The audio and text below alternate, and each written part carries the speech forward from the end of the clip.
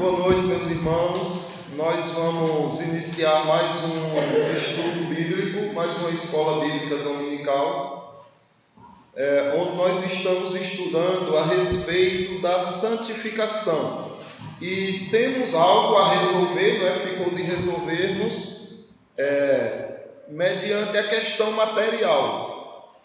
O bem material, o corpo material, ele é santo diante de Deus ou ele é algo pecaminoso, como dizem muitos por aí, que é inútil, que não presta, que só traz pecados para a pessoa, e a única parte da pessoa que importa e que traz e que pode manifestar alguma santificação é o espírito, é a alma. Então nós vamos discutir um pouco sobre essa questão.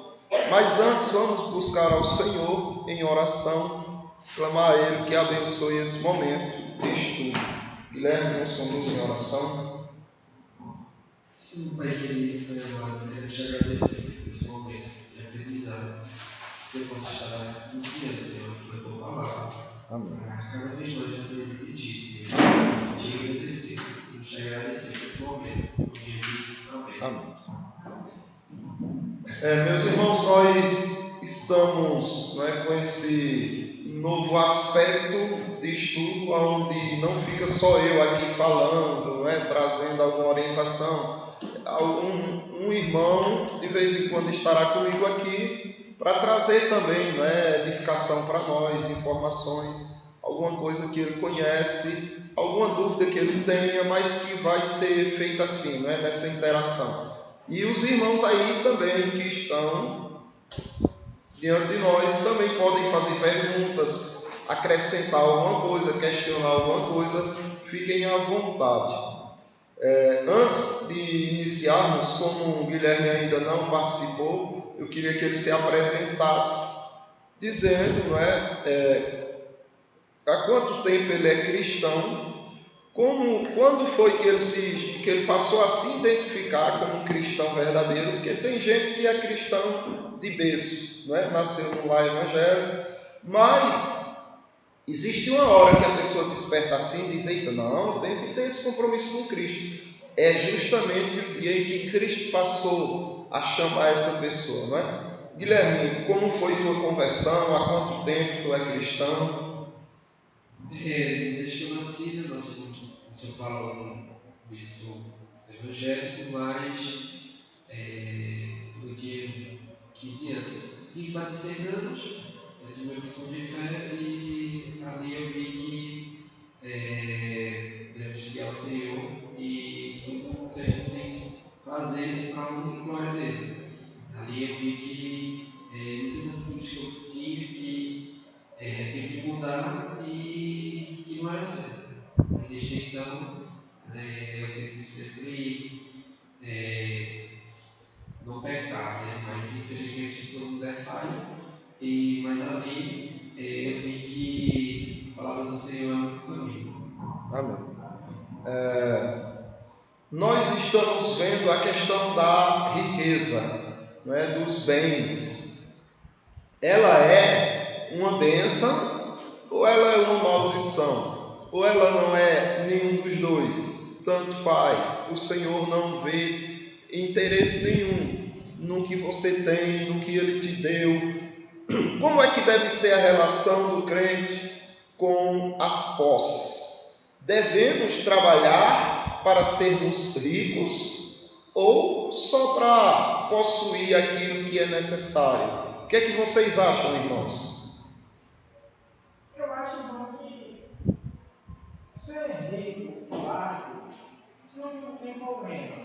Desde que aquela pessoa administre aquilo bem, distribuindo com quem não tem, porque se ela acumular só coisas para ele está esquecendo do reino celestial. Não adianta só acumular riqueza aqui na terra e esquecer da promessa das terras novas prometidas, do celestial. Então é bom, porque aquilo que ele tem, ele pode ajudar aos outros, distribuindo, levando aqueles que estão necessitados, não olhando para quem, fazendo aquilo com amor, com dedicação, não para seus belos prazeres, para servir de exemplo para os outros. Então isso aí eu acho que não é ruim essa riqueza que seja distribuída com os pobres. Pronto, muito bem, pelo seu ponto de vista, mas pode ser que tenha alguém que discorde e nós vamos tentar chegar a uma conclusão do que a Bíblia diz a esse assunto. Tem mais alguém que quer acrescentar algo? Eu acho que a riqueza, do ponto de vista, pensarmos assim, que nós somos administradores dos bens que Deus nos roga como bênção. Então essas bênçãos, elas são administradas por nós. Mas cabe a cada um, e se cristão, identificar aonde está o orgulho, a avareza,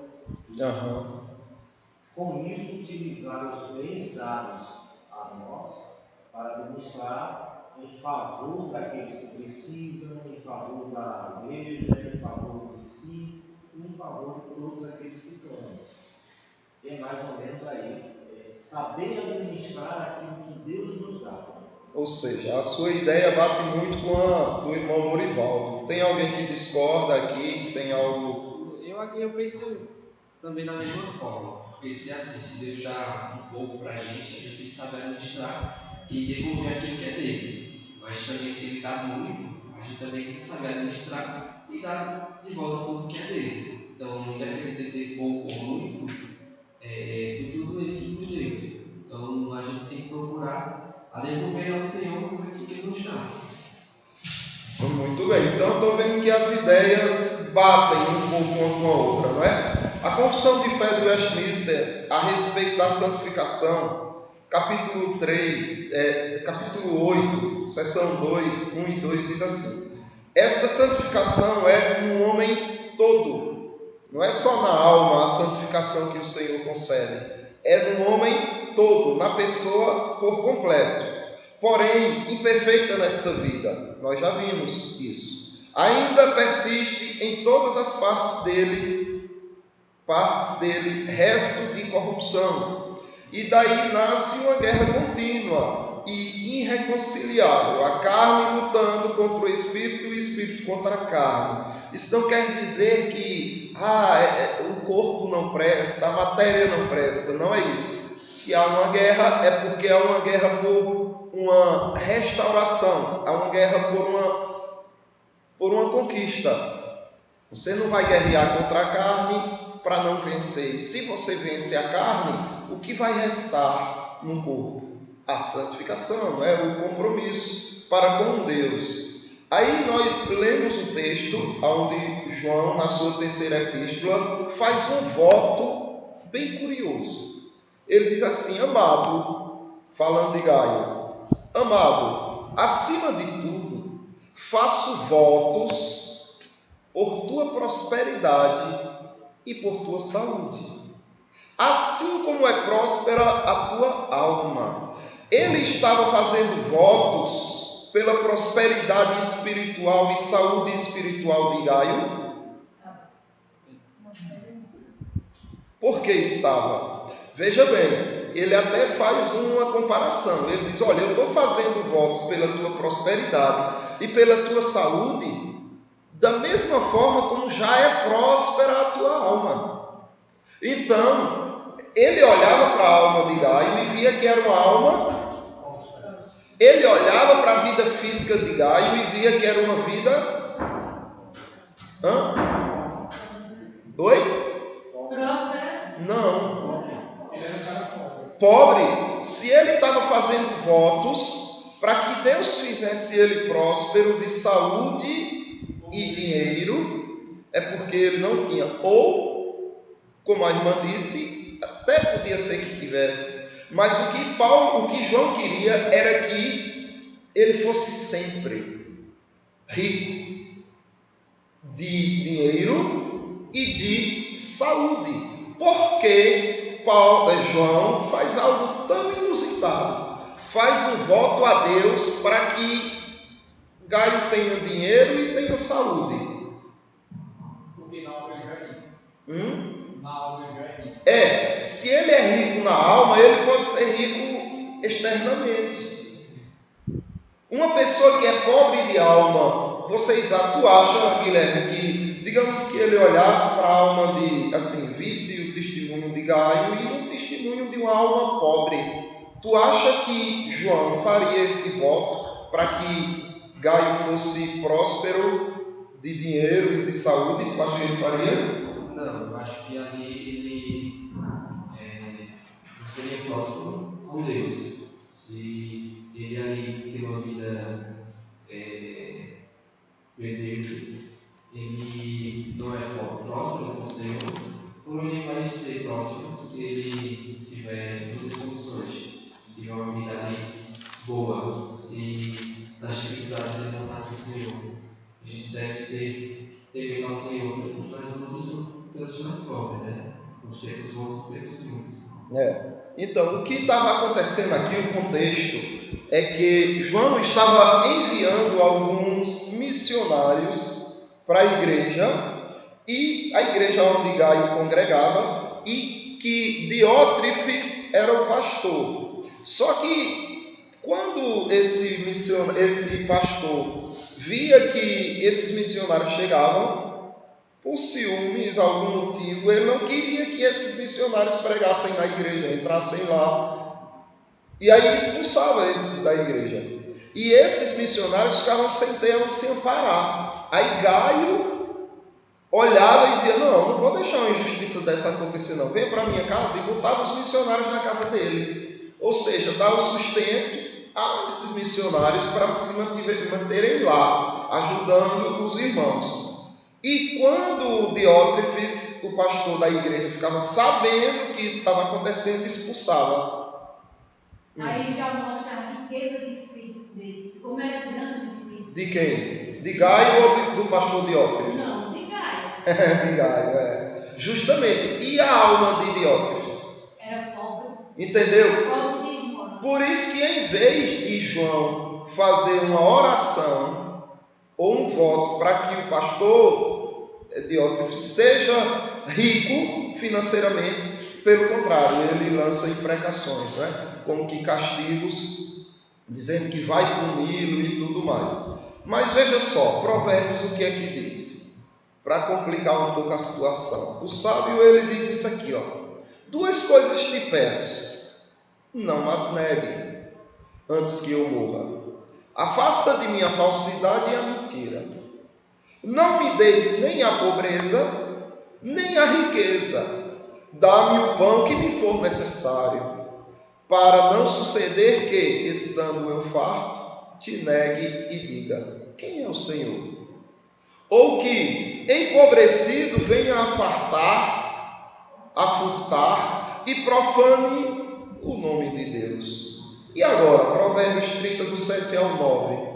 E agora, a gente deve trabalhar por riqueza, por crescer financeiramente, ou a gente deve trabalhar pelo necessário, para que a gente não se esqueça do Senhor e também na pobreza não venha ter que roubar. E agora? Vai me acumular riquezas, que aquilo não vai servir para ele.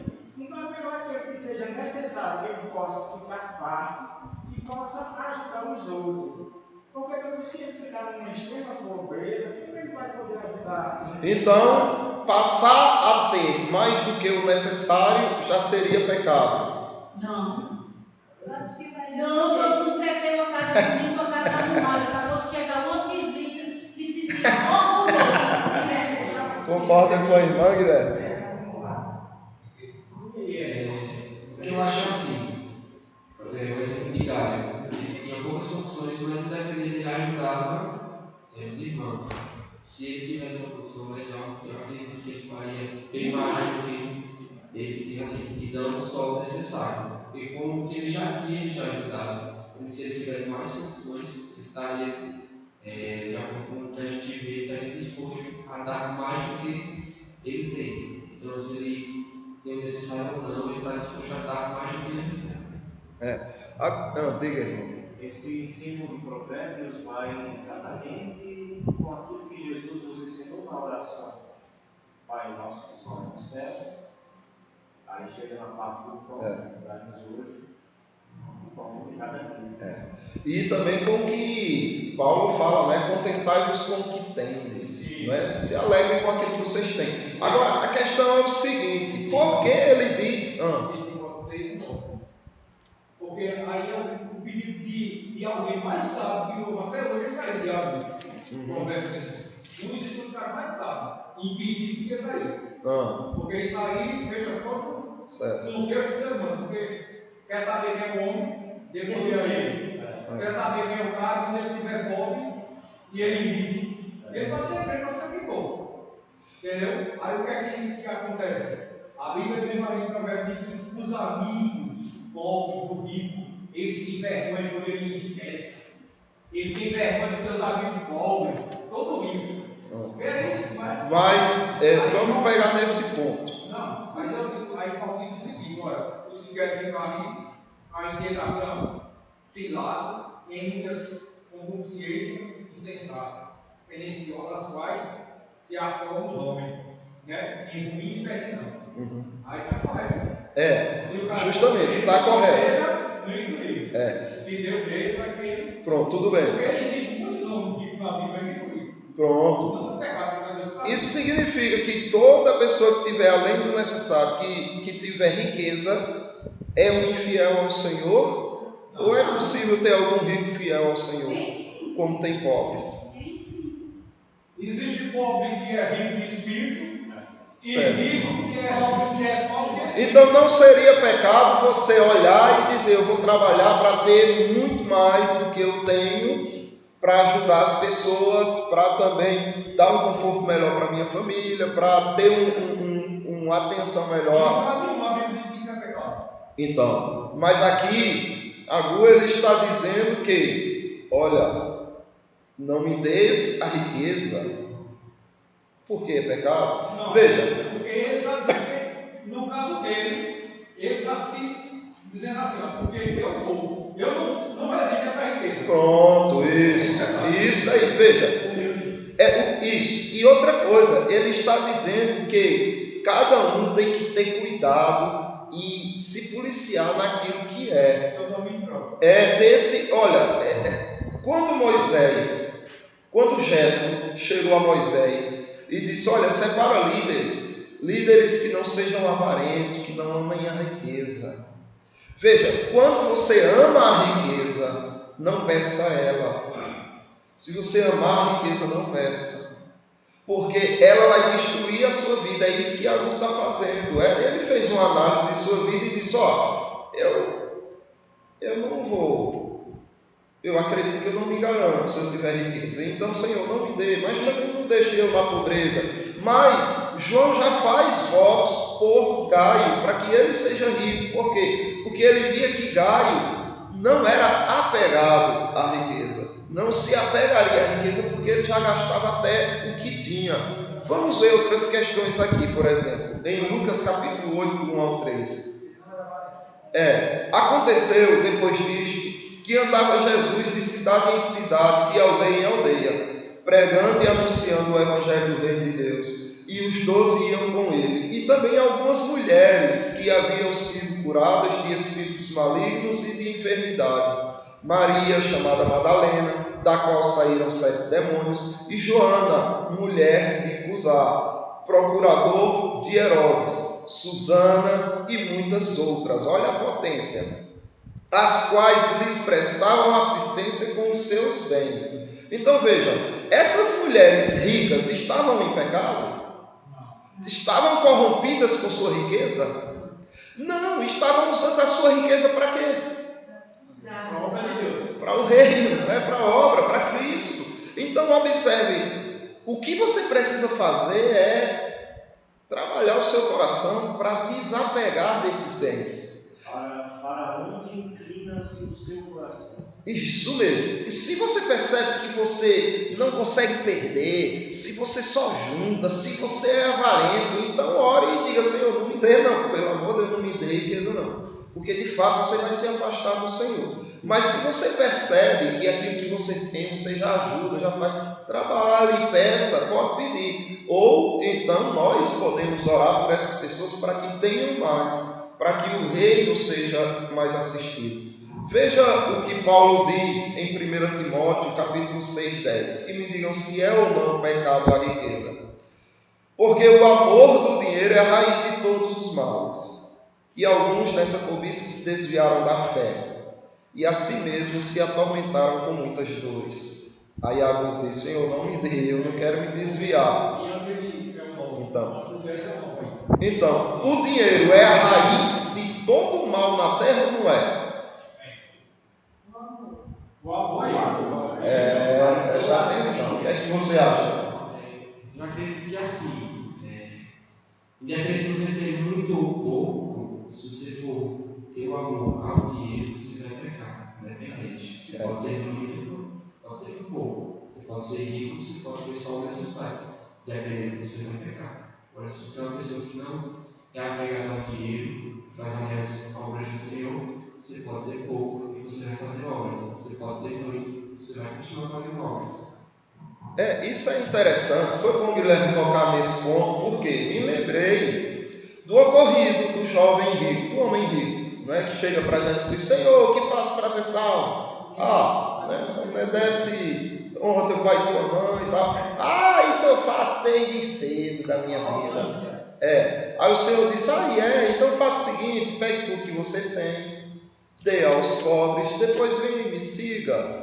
Com isso, Jesus Cristo mostrou a ele que ele não obedecia nem o primeiro mandamento, que é: não terás outros deuses diante de mim. Qual era o Deus desse homem? O dinheiro. Então ele não cumpria nem o primeiro, quanto mais o resto. Então, e aí, o interessante não é isso. O interessante é que Jesus Cristo olha para os seus discípulos e diz: olha, é impossível que o rico entre no reino dos céus. Mais fácil é o camelo passar no buraco de uma agulha. Vamos lá, preste atenção. Jesus Cristo disse que era impossível um rico entrar no reino dos céus. Aí os discípulos dizem assim: Senhor, então quem é que vai ser salvo? Me digam se faz sentido uma pergunta dessa. Porque a resposta parece ser retórica já. A pergunta já parece ser retórica. Veja, Senhor, quem poderá ser salvo? Os pobres. Vocês que são pobres. Mas eles sabiam que nem os pobres seriam salvos. Por isso que eles perguntaram: então ninguém vai ser salvo, Senhor? Se o rico não pode entrar no reino, alguém que ama a riqueza, né? Porque Jesus Cristo explica: olha, ninguém que ama a riqueza entrará no reino dos céus. Aí ele diz: então quem poderá ser salvo? Por que eles perguntaram isso? E também o discípulo viu que aquele cara que disse era verdade. Ele contou a verdade, o rapaz. Ele tinha feito todas as coisas, fazia bem. Só que não era ele. Amava a riqueza e por isso não era salvo. Mas a questão é: o que é que os discípulos que eram pobres têm a ver com isso para dizerem: então nem a gente vai ser salvo, Senhor? Por quê? Eles disseram que nem eles eram salvos se eles eram pobres. Talvez mais eles. Não. Porque os discípulos consideraram que não iam ser salvos se eles eram pobres, e Jesus Cristo disse que só que era impossível alguém que ama a riqueza ser salvo. Também amava a riqueza. Os discípulos não, todo ser humano. Tu acha, Guilherme, que tem alguém na vida? Você é uma pessoa que não ama a riqueza? Não, eu acredito que eu sempre procurarei estar trabalhando isso cada vez mais. E muitas vezes eu acabo deixando de estar da igreja trabalhando. E é uma coisa que eu pego porque muitas vezes não é necessário. É uma coisa demais. E não de uma coisa que está para me fazer engrandecer o nome do Senhor. Então, eu mesmo busco muita riqueza.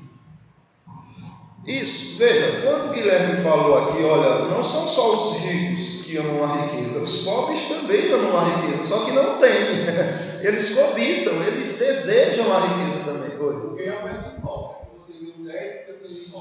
Sim, pode ser. Os que querem ficar ricos, tentação se lá. Justamente. Tudo indica que aquilo que Deus determinou para qualquer pessoa, ele vai acontecer. Os que querem. O cara tenta, Quando tu tem, aí está em tentação de tirar. Isso. Por quê? Porque eles querem. Por que eles querem? Porque eles amam. Eles não querem viver sem a riqueza. Mas o pobre também é assim. Quando é que nós temos prova de que amamos a riqueza mais do que o Senhor? Uma delas é essa, não é? Olha, eu tenho que ter esse compromisso com o reino de Deus. Eita, não, mas eu vou ganhar o meu dinheiro ali. Tudo bem. E também, a maior prova é quando você perde um bem. Pronto, seu celular se perdeu, caiu, quebrou, roubaram o carro, algum bem. E você, quem é que não fica angustiado, né?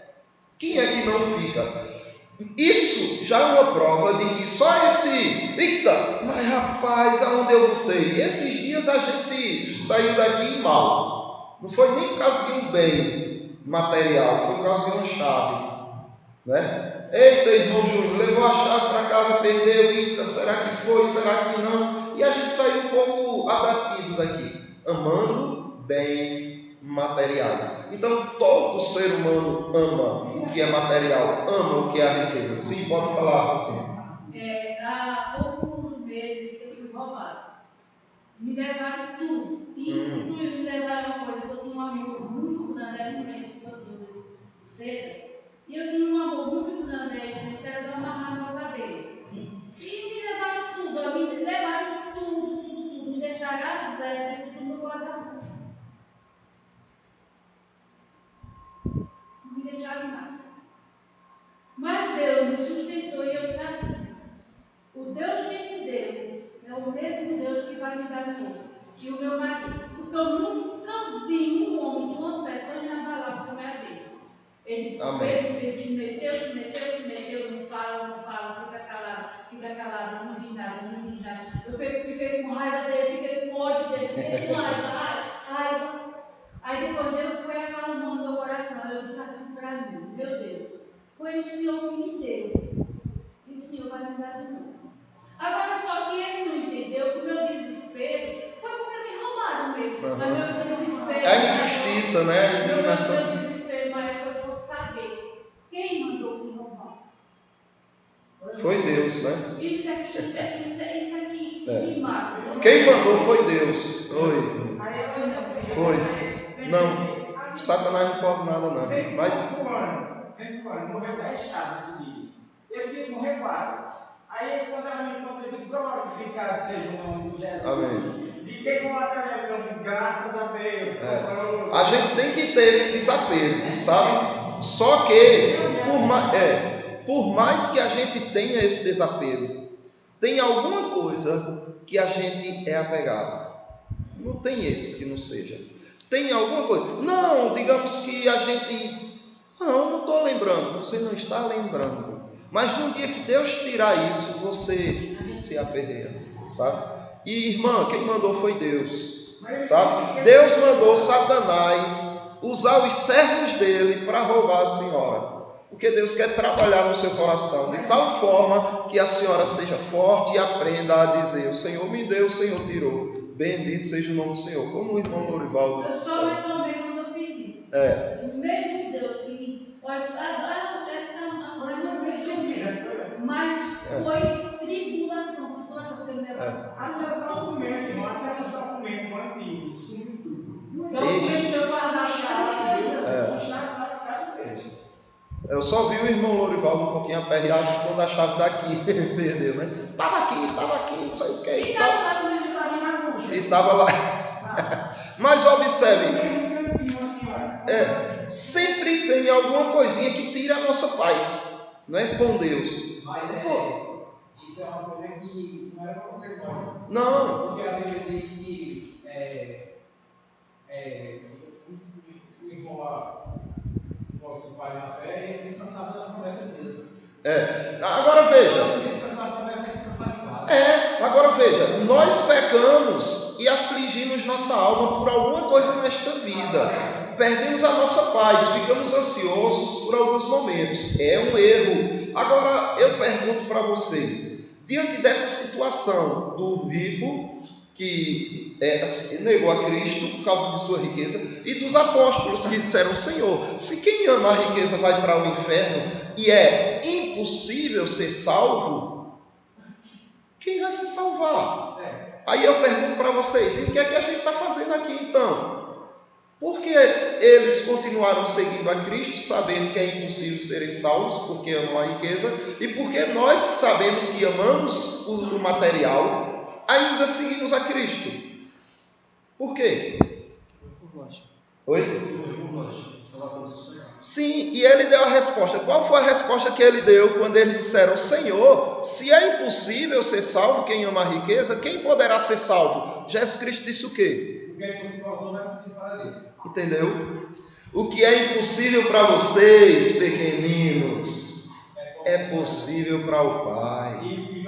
Por isso que vocês vão ser salvos. Não é porque vocês venceram o amor à riqueza, é porque Ele faz o impossível, e até pessoas pecadoras Ele salva. Aí Paulo diz: exorta o rico, por exemplo, etc. E não seja orgulhoso, nem deposite sua esperança na estabilidade da riqueza, mas de Deus, quem tudo nos proporciona ricamente para o nosso aprendizado. Justamente, veja, então Ele nos proporciona aquilo que nós precisamos. Agora eu pergunto, se você trabalha... Aí ele faz, quem pratica o bem, seja rico de boas obras, generoso em dar e pronto para repartir. Rico em boas obras, generoso em dar. Só dá quem tem. E só tem quem trabalha, quem tem condições, quem prospera, não é? E observe, eu pergunto para vocês, você trabalha, junta riqueza e ajuda os pobres, não tem amor a ela, é certo ou errado você desfrutar dessa riqueza? O que é que tu acha, mulher? Pega aí. Tu não parasse para pensar ainda nesse ponto. Você desfrutar da riqueza que você construiu. Eita, agora eu vou passar um mês na praia, comendo só lagosta e desfrutando, né, de belíssimos... Eu acho que é egoísmo, entre aspas.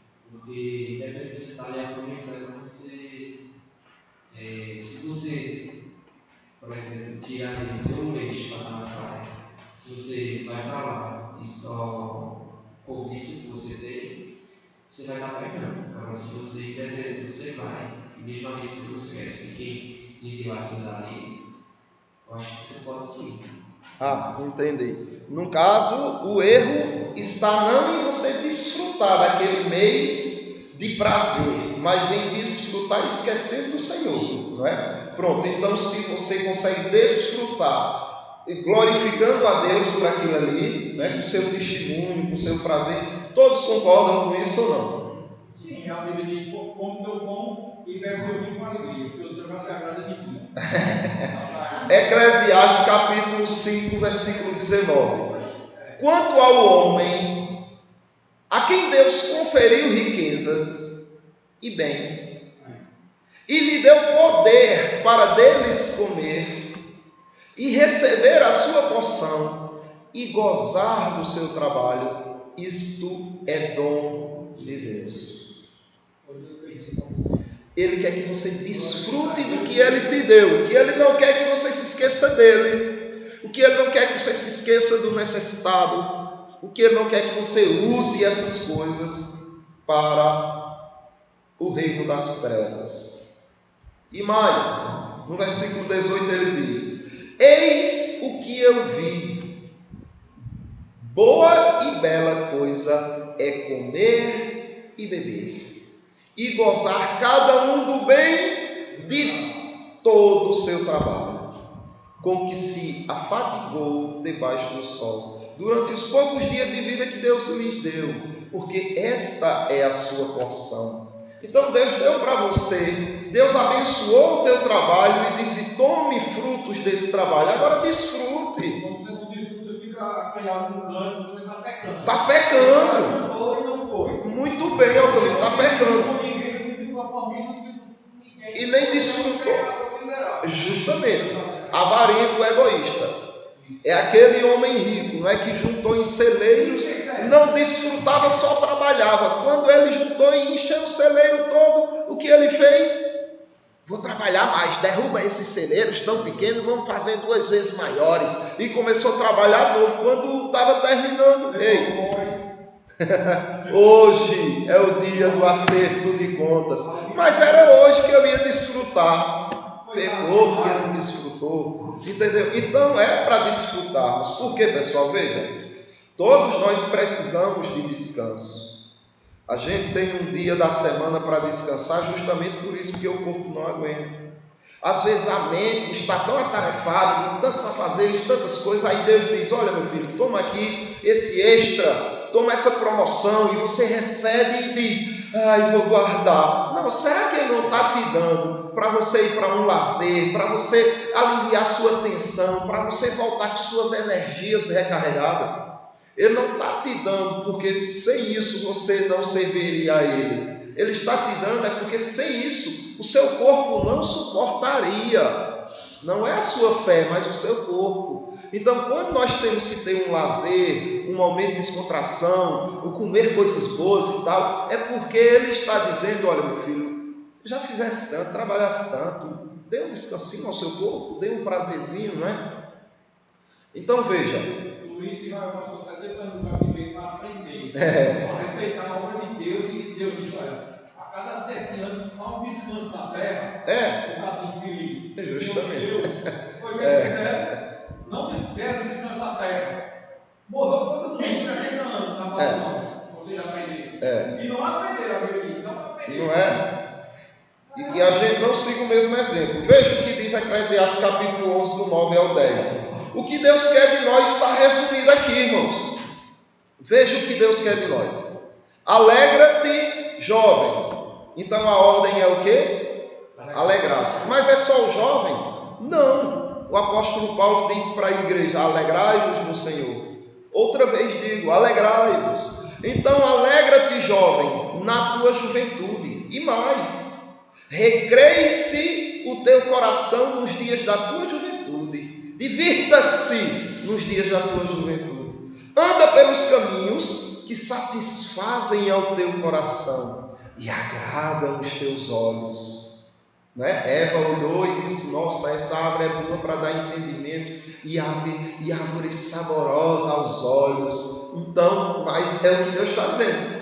Para onde você olhar que for saboroso, agradável aos teus olhos e ao teu coração, vai, faz, anda por esse caminho. Sabe, porém, que de todas estas coisas Deus te pedirá conta. Ou seja, é aquilo que Guilherme falou há pouco. Eu vou desfrutar, agora Deus será o meu guia. Ele será o limite até onde eu posso ir e até onde eu não posso ir. Afasta, pois, do teu coração o desgosto e remove da tua carne a dor, porque a juventude e a primavera da vida é vaidade, certo?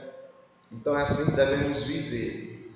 E para fechar, eu vou dar minhas considerações finais lendo o que Paulo escreveu aos Efésios capítulo 4, versículo 28. Aquele que furtava, pare, não furte mais.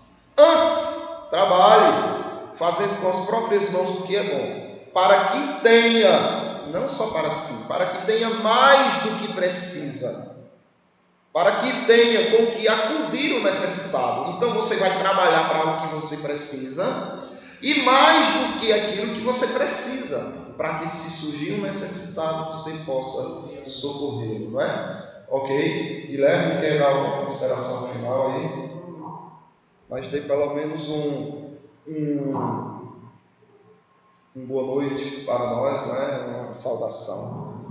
Que a gente saia com esse pensamento de procurar não deixar de trabalhar e procurar riquezas, mas Senhor, para enriquecer, que seja para a glória do Senhor. Amém. Amém. Seja sempre para a honra e glória dele. Deve enriquecer riqueza espiritual ou material, que seja sempre para a honra e glória do Senhor. Amém. Irmão Osmar, vem aqui orar por nós.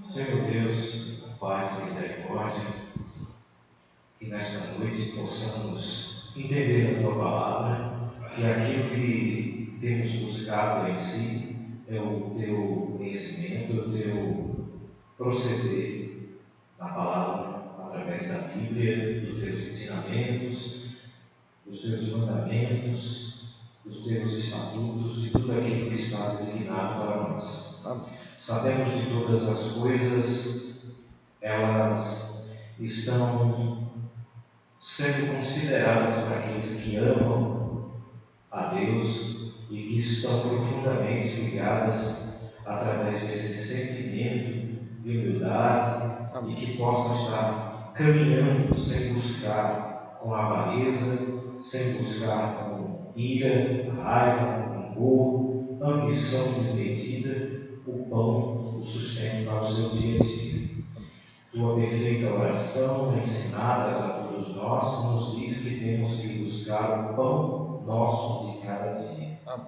Que esse pão nosso seja nos dado através do nosso trabalho, da nossa honestidade, do nosso amor e daquilo que temos feito também para ajudarmos aos necessitados, aqueles que amam, aqueles que são pequeninos diante de todos, porque nós somos pequeninos, somos aquele povo pequeno, um rebanho pequeno, mas temos diante de Ti, Senhor, pedido que nos detenha de nossas ambições, de nossas ganâncias, do nosso eu, do nosso egoísmo, Amém. para que possamos, refreados, seguir com o coração puro, desejosos tão somente da Tua graça. Amém. E é isso que desejamos nessa noite, que ricas bênçãos da Tua graça sejam derramadas sobre nós. Amém. Oramos, Senhor, em nome de Cristo Jesus, o Teu Filho amado. Amém. Amém. Pronto, irmãos, estão despedidos. Obrigado, Guilherme, pela força aqui do lado. Vamos estar sendo treinados, né? Eu vou estar chamando os irmãos para cá. Por mais difícil que seja, resistam, enfrentem e venham, porque isso é para o nosso crescimento, é para a nossa edificação. Não significa que vai precisar vir para o culto, não, mas aqui a pessoa vai se identificando. Se é ou não a área da pessoa, e se for, já está tendo uma bagagem, né? Já está tendo um preparo. Se não for, pelo menos no mundo aí fora vai precisar, uma hora ou outra, passar por uma situação dessa. E aí já vai estar pronto para glorificar a Deus, não é? Com aquilo que já viveu de experiência, não é? Os irmãos concordam?